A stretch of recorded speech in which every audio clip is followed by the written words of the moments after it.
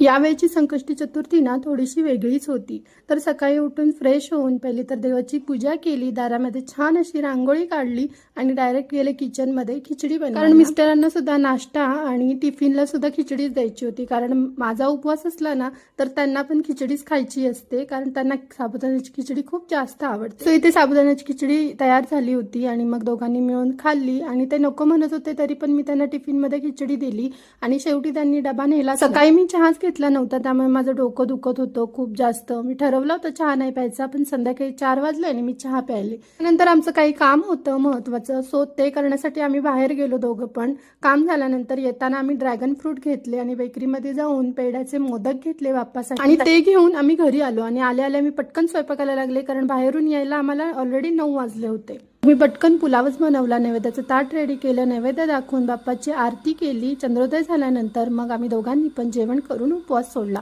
चला bye bye, भेटूया next ब्लॉगमध्ये. बाय.